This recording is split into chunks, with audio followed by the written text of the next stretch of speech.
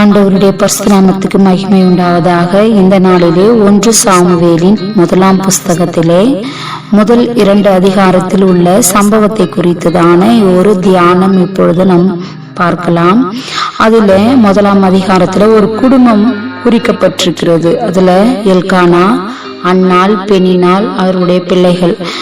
இவர்கள் வருடத்திற்கு ஒரு முறை தன் ஊரிலிருந்து சீலோவிலே இருக்கிற ஏலியின் ஆசாரியனிடத்தில் போய் வருஷத்திற்கு ஒரு முறை அங்க பலிகளையும் காணிக்கைகளையும் செலுத்தி கொண்டு வருகிறது அவருடைய வழக்கமாய் இருக்கிறது.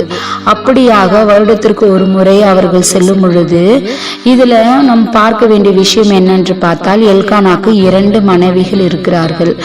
ஒருவள் அன்னாள், அவங்க தான் மூத்தவங்க. அவங்களுக்கு பிள்ளை இல்லாத காரணத்தினால் பெண்ணினால திருமணம் செஞ்சு அவங்களுக்கு பிள்ளைகள் இருக்கிறது. இப்படியாய் குடும்பமாய் காணப்படுகிற இவர்களுக்கு அன்னாள் மேல எல்கானாக்கு மிகவும் பிரியம் அதிகம். அன்னாளை மிகவும் நேசித்தார் எல்கானா. இப்படியே அவர்கள் குடும்பமாக வருடத்திற்கு ஒரு முறை செல்வது வழக்கமா இருக்கிறபடினால பெண்ணினால் அன்னால மிகவும் வார்த்தையினால தன்னுடைய உனக்கு குழந்தை இல்லைன்னு சொல்லி அவங்கள ரொம்ப கடினமாய் பேசுவது அவர்களுக்கு வழக்கமாய் இருக்கிறது. அப்படியா இவர்கள் சீலோவிலே அவங்களுடைய பலிகளை செலுத்தும் பொழுது இந்த வருடத்துல போறாங்க. போய் செலுத்தும் பொழுது அவங்களுக்கு மன வேதனை உண்டாக்கும்படி சில வார்த்தைகளை அன்னாலை பேசுகிறாங்க பெண்ணினால்.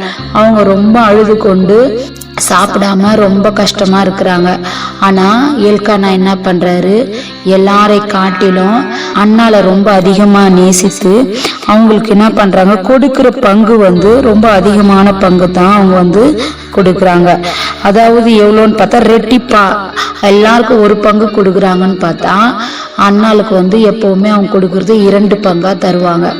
அப்போ ஏன் ரொம்ப சோர்வா இருக்கிற, ஏன் ரொம்ப மனசு உனக்கு வேதனையா இருக்குது, ஏன் என்னன்னும் போது அவங்க சொல்றாங்க, இல்லை எனக்கு ரொம்ப மனவேதனைன்னு சொல்லும் பொழுது அப்போ பெண்ணினால் குறித்து வார்த்தைகளை அவங்க இருவரும் பேசி கொள்ளும் பொழுது அப்போ சொல்றாங்க, நான் குழந்தை இல்லைன்னு ரொம்ப வேதனைப்படாத, நீ இப்படி கஷ்டமா இருக்கிறது எனக்கு ரொம்ப வேதனையா இருக்குது, ஏன் சாப்பிடாம இருக்கிற, ஏன் சஞ்சலப்பட்டு கொண்டிருக்கிற, ஏன் அழுகுற அப்படின்னு சொல்லி கணவன் என்ன பண்றாங்க, அன்னாள் கிட்ட போய் பேசுறாங்க. அது மட்டும் இல்ல, 10 குமாரரை பார்க்கலாம் நான் உனக்கு அதிகம் அல்லவா, உனக்கு 10 குழந்தை இருந்தாலும் அதோட அதிகமா உன்னை நேசிக்கிறேன் அப்படின்னு சொல்லி என்ன பண்றாரு எல்கானா ரொம்ப அவங்கள சமாதானப்படுத்துறாரு.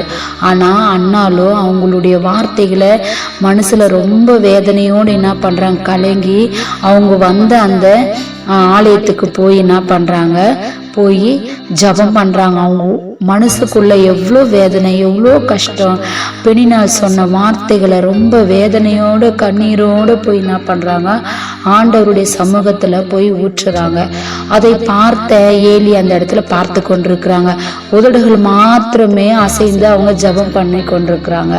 அப்போ ஏலி சொல்றாங்க, ஏன் இப்படி வெறிச்சு கொண்டு இருக்கிற, ஏன் இந்த மாதிரி இருக்கிற அப்படின்னு சொல்லி கேட்கும் போது அவங்க சொல்றாங்க, நான் மன கிளேசம் உள்ள ஸ்திரீ, எனக்கு ரொம்ப வேதனையா இருக்குது, நீங்க நினைக்கிற மாதிரி பொண்ணு இல்லை, நான் ரொம்ப வேதனையோடு வந்திருக்கிறேன், நான் ரொம்ப கஷ்டத்தோட வந்திருக்கிறேன், இருதயத்துல இருக்கிறதெல்லாம் ஆண்டவர்கிட்ட வச்சிருக்கிறேன், நீங்க நினைக்கிற மாதிரி ஆள் நான் இல்லை ஐயா அப்படின்னு சொல்றாங்க. ஆனா இவங்க சொல்லும் பொழுது ஆண்டவரிடத்துல இவங்க ஜபம் பண்றாங்க. ஜபம் என்ன பண்றாங்கன்னா, ஆண்டவரே ஒரு ஞானமாக ஜபிக்கிறாங்க, எனக்கு ஒரு ஆண் குழந்தை தான் வேணும், எனக்கு ஒரு ஆண் குழந்தை கொடுப்பீர்களானால் அதை நான் என்ன பண்றேன், உம்முடைய ஆலயத்துல, இந்த ஆலயத்துல உம்முக்கு வேலை செய்யும்படியாக, பணிவிடை செய்யும்படியாக நானும் ஒப்பு கொடுத்துட்றேன் ஆண்டவரே, எனக்கு ஒரு ஆண் குழந்தை வேணும் ஆண்டவரே அப்படின்னு சொல்லி கேட்குறாங்க. அது மட்டும் இல்லை, ஒரு பொருத்தனையோடு என்ன பண்றாங்க, ஒரு பொருத்தனையோடு நேர்ந்துக்கிறாங்க. என்ன பொருத்தனை அப்படின்னு பார்த்தா, அவன் உயிரோடு இருக்கிற நாளெல்லாம் அவன் தலை மேல சவரன் கத்தியே படக்கூடாது, அவன் முடி வெற்ற அந்த இதுவே இருக்கக்கூடாது அப்படின்னு சொல்லி என்ன பண்றாங்க, ஒரு பொருத்தனையோட. அந்த வசனம் அழகா சொல்லுகிறது, சேனைகளின் கர்த்தாவே தேவரீர் உம்முடைய அடியாளின் சிறுமியை கண்ணோக்கி பாருங்க ஆண்டவரே, உம்முடைய அடியாளை மறவாமல் நினைத்தருளி உமது அடியாளுக்கு ஒரு ஆண் பிள்ளையை கொடுத்தாள், அவன் உயிரோடு இருக்கும் சகல நான் அவனை கர்த்தருக்கு ஒப்பு கொடுப்பேன், அவன் தலையின் மேல் சவரன் கத்திப்படுவதில்லை என்று ஒரு பொருத்தனை பண்ணினாள். அதே போல என்ன பண்றாங்க, இந்த மாதிரி ஒரு அருமையான வேண்டுதலோடு அவங்க வேண்டுதல், அவங்க கண்ணீர், அவங்க வேதனை, அவங்க துன்பம், அவங்க கஷ்டம் எல்லாத்தையும் ஆண்டவர்கிட்ட என்ன பண்றாங்க, ஒப்பு கொடுக்குறாங்க. அதுக்கு முன்பதாக நாம் பார்க்கும் பொழுது 5வது வசனத்துல 1ஆம் அதிகாரம் 5வது வசனத்துல அன்னாளை சிநேகித்தபடினால் அவளுக்கு இரட்டிப்பான பங்கு கொடுப்பான், கர்த்தரோ அவள் கர்ப்பத்தை அடைத்திருந்தார். யார் அந்த கர்ப்பத்தை அடைத்தது? கர்த்தர் தான் அடைச்சிருக்கிறாங்க. இப்படியாய் அவங்க என்ன பண்றாங்க, ஜெபித்து கொண்டு வராங்க. ஜெபித்து அப்போ ஏலி சொல்றாங்க, சரிம்மா நீ என்ன பண்ண, சமாதானத்தோட போ, இஸ்ரவேலின் தேவனிடத்தில் கேட்ட உன் விண்ணப்பத்தின்படி அவர் உனக்கு என்ன பண்ணுவாரு, கண்டிப்பா உனக்கு செய்வாரு, உன் வேதனை நீங்க சந்தோஷமா இருப்போமா அப்படின்னு சொல்லி என்ன பண்றாரு, சமாதானப்படுத்தி ஏலியும் என்ன பண்றாரு, சொல்லி அனுப்புறாரு. இந்த இடத்துல பார்க்கும்போது அதே போல அவ விண்ணப்பத்தின் படியே, அவ வேண்டுதலின் படியே, அவ கண்ணீரின் படியே, அவளுடைய எவ்வளவு துக்கம், அவளுடைய இருதயத்துல இருந்த அந்த துக்கத்தின் படியே ஆண்டவர் அவளை நினைத்து கடாட்சித்து அவளுக்கு ஒரு ஆண் பிள்ளையை கொடுக்கிறார். கர்த்தர் அடைத்திருந்த கர்ப்பத்தை கர்த்தரே என்ன பண்றாரு, அவள் சிறுமியை கண்ணோக்கி பார்த்து அவள் கர்ப்பத்தை திறந்து ஒரு அழகான ஆண் குழந்தையே ஆண்டவர் கொடுக்கிறார். இதுல இருந்து நம்ம பார்க்கும்போது என்ன பார்க்கிறோம்னா, கர்த்தர் அவளுடைய கர்ப்பத்தை அடைத்திருக்கிறதை நாம் பார்க்கிறோம். கர்த்தர் அதுக்கப்புறம் அந்த சாமுவேல் அவங்க பேர் ஒண்ணு வைக்கிறாங்க, சாமுவேல்னு பேர் வைக்கிறாங்க. அதுக்கு என்ன அர்த்தம் வேதத்துல சொல்லி இருக்குது அப்படின்னு பார்த்தோம்னா, கர்த்தரிடத்தில் அவனை கேட்டேன் என்று சொல்லி அவனுக்கு சாமுவேல் என்று பெயரிட்டார். கர்த்தரிடத்தில் நான் கேட்டு பெற்று கொண்டது நிமித்தமாய் அவனுக்கு சாமுவேல் என்று பெயரிட்டார். கர்த்தரிடத்தில் கேட்டு நான் பெற்றுக்கொண்டேன் என்று சொல்லி சாமுவேல் என்று பெயரிடுகிறதை இந்த இடத்துல நாம் பார்க்கிறோம். கர்த்தர் தான் அவருடைய கர்ப்பத்தை அடைத்திருக்கிறார். ஏன் கர்த்தர் அடைத்திருக்கணும்? பிரசவிக்க செய்கிறவரோ கர்த்தரை கர்ப்பத்தை அடைப்பாரா? கர்ப்பத்தை அடைத்திருக்கிறார். ஏனென்றால் ஒரு காரியம், அவளுடைய ஒரு சிறப்பான ஒரு தீர்க்கதரிசி, ஒரு அடுத்தடுத்த அதிகாரத்துல பார்க்கும்பொழுது கர்த்தருடைய வசனம் அந்த இடத்துல அபூர்வமா இருக்கிறது. ஆனால் சாமுவேலுக்கு அந்த தரிசனம் காணப்படுகிறது. கர்த்தர் பேசுகிறது, தரிசனத்தை பார்க்கிறது அந்த காலத்துல அபூர்வமா இருந்துச்சு. ஆனால் சாமுவேலுக்கு அந்த தரிசனம் காணப்படுகிறது. கர்த்தருடைய குரலை கேட்கிறான்.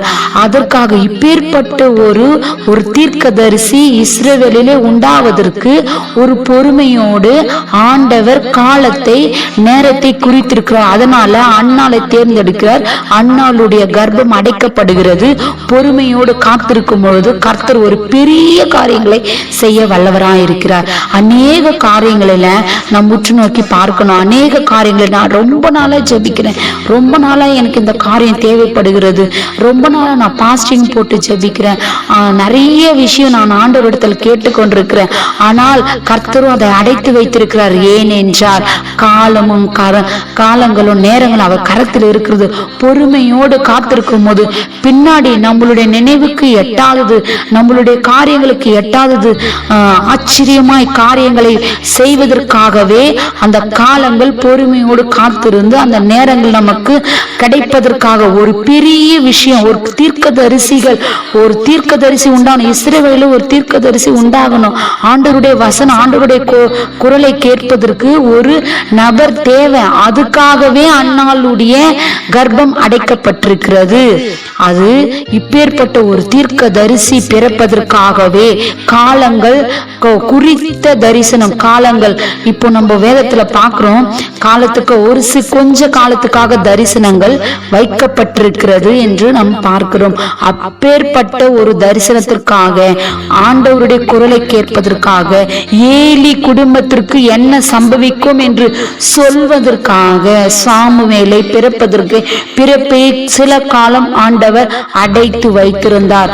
அடைத்ததின் நோக்கம் என்ன என்பதை நாம் புரிந்து கொள்ள வேண்டும்.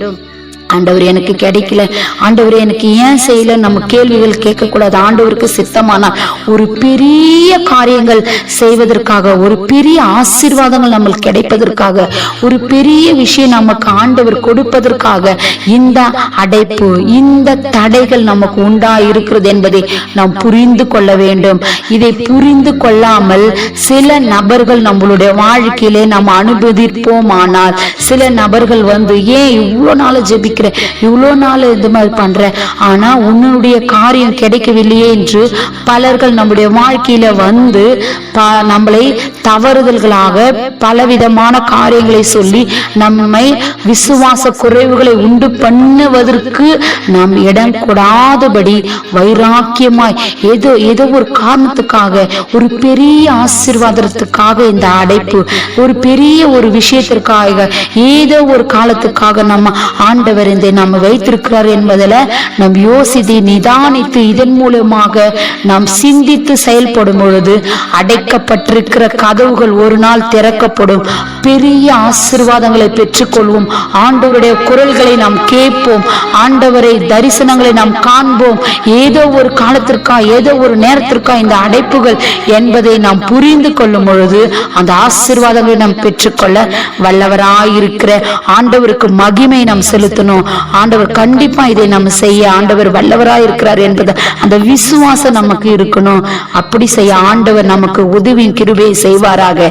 இப்படி நம்முடைய வாழ்க்கையில செய்வார் என்று விசுவாசிக்கிறவங்க இந்த நாளில, இந்த நேரத்தில் ஆமேன் என்று சொல்லும் பொழுது அதை நம்ம அங்கீகரித்து ஆசீர்வதிக்க அவர் வல்லவராயிருக்கிறார். இப்படி செய்ய ஆண்டவர் கிருபை செய்வாராக. ஆமேன்.